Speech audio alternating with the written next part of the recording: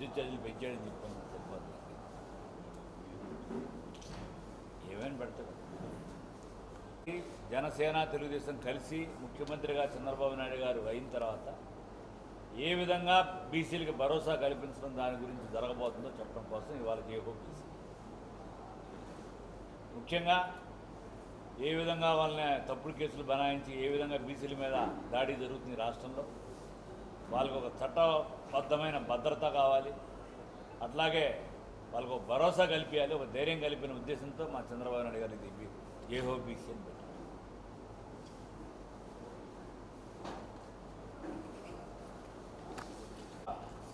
అంకెల గారితో కూడిన ఒక బడ్జెట్ని శాసనసభలో ప్రవేశపెట్టాడు.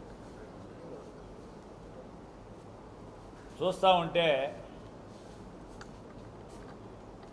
అంచనాలేమో కొండంత, ఖర్చులేమో పిసరంత. అతను అంచనాలకి ఖర్చులకి సంబంధం లేకుండా ఎటువంటి పోకడ లేకుండా ఈ బడ్జెట్ పెట్టాడు.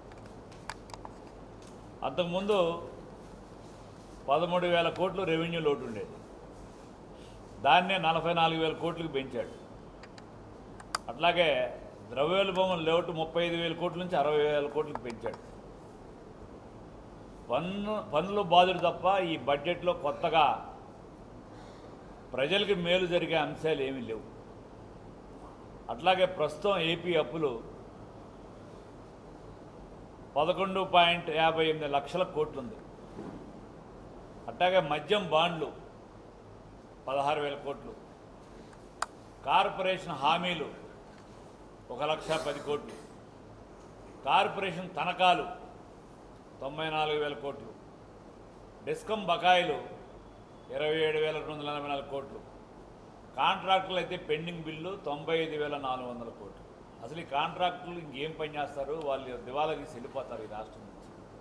ఎందుకంటే వడ్డీలు పెరిగి వాళ్ళు ఎక్కడో తీసుకొచ్చి ఈ వర్కులు చేస్తారు. ఈ జగన్మోహన్ రెడ్డి బిల్లు ఇస్తాడని చెప్పి ఆశలు పడి టెండర్లు వేస్తారు. చివరికి వాళ్ళు ఉనికి కోల్పోయే పరిస్థితి రాష్ట్రంలో. కాంట్రాక్టులు అందరూ ఉక్కరు వాళ్ళందరూ ఇట్లాంటి ప్రభుత్వం నుంచి డబ్బులు విడుదల కాకపోతే ఈ దివాలా తీయటం ఖాయం. అట్లాగే వైఎస్ఆర్సీపీ హయాంలో రెట్టింపైన ఏపీ అప్పులు 2019లో టీడీపీ తీసుకున్న దానికంటే 4 రెట్లు అప్పు పెంచాడు. అప్పులు ఆంధ్రప్రదేశ్గా ఏపీని మార్చిన ఘనత ఈ జగన్మోహన్ రెడ్డి గారికి చెందింది. అట్లాగే రిజిస్ట్రేషన్ ఛార్జీలు భారీగా పెంచాడు, విద్యుత్ ఛార్జీలు భారీగా పెంచాడు. ప్రతి దాని మీద పన్నులు కానీ, ధరలు కానీ, చెత్త పన్నులు కానీ, మున్సిపల్ ట్యాక్సులు కానీ విపరీతంగా పెంచిన ఘనత ఈ జగన్మోహన్ రెడ్డికి చెందింది. మీరు ఈ రాజేంద్రనాథ్ రెడ్డి బొగ్గన ఆర్థిక మంత్రి ఏదో పెద్ద ఈ రాష్ట్రంలో ప్రతి పేదవాడికి మేలు జరిగే విధంగా నేను బడ్జెట్ ప్రవేశపెట్టానని చెప్పి నిన్న వాళ్ళ బడ్జెట్ నన్ను దెబ్బకి వాళ్ళ కోరం కాకుండా పోయింది. పొద్దున్న అసెంబ్లీ మీరు కూడా మీడియా సోదరులు చూస్తుంటారు.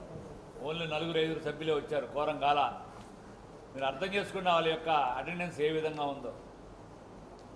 ఎమ్మెల్యేలే అసెంబ్లీ పెడితే కోరం కావడం, పోకపోవడం నేను చూసింది ఇదే మొదటిసారి. ఈ విధంగా వాళ్ళ ఎమ్మెల్యేల వ్యవహార తీరుంది. ఇప్పటికైనా ఈ తప్పులు గారడి మేము పరిపాలించడం మాకు చేత కాదని చెప్పి ఈ జగన్మోహన్ రెడ్డి కంపెనీ తప్పుకుంటాం మంచిది. ఎందుకంటే పేదవాడికి, ఆకలైన వాడికి ఎటువంటి ఉపాధి లేదు. ప్లస్ వాళ్ళు ఏ విధమైన ఈ రాష్ట్రానికి ఆర్థిక వనరులు సమకూర్చి రానున్న కాలంలో మేలు చేసే పరిస్థితి కూడా లేదు. ఎందుకంటే అతను ఇన్కమ్ జనరేట్ చేయలేడు ఈ ముఖ్యమంత్రి. ఏదో కేంద్రం నుంచి అప్పులు పడి ఎడితిరిగి మోడీ గారి దగ్గరికి వెళ్ళి అప్పులు తీసుకొని వచ్చి ఇక్కడ బటన్ నొక్కాను అన్నాడు. కానీ ప్రతి ఒక్క అతను పెట్టిన ప్రతి స్కీమ్ కూడా అవినీతి స్కీమే. ఏ బటన్ నొక్కినా దాంట్లో అవినీతి లేకుండా ఈ జగన్ రెడ్డి చేయలేదు. నిన్న వాళ్ళ చెల్లెలు చెప్పింది, షర్మిల నువ్వేం చేసావు 5 ఏళ్ల నుంచి అని చెప్పి. ఇంతకన్నా సిగ్గుచేటు ఏముంది జగన్మోహన్ రెడ్డి చెప్పి మేము అడుగుతున్నాం మీడియా సోదరులారా. ఇప్పటికైనా వాస్తవాలు అసెంబ్లీ సాక్షిగా ప్రవేశపెట్టి బడ్జెట్లో ఈ తప్పులు అంకెల గారడి కాకుండా ఈ రాష్ట్ర పరిస్థితి ఏంటి, రాష్ట్రం లోటు ఏ విధంగా ఉందో కూడా ఒక శ్వేతపత్రం విడుదల చేసి ఈ జగన్ రెడ్డిని ముఖ్యమంత్రిగా దిగిపోవాలని చెప్పి ఈ మీడియా సోదరుల ద్వారా డిమాండ్ చేస్తాను. థ్యాంక్ యూ, ధన్యవాదాలు.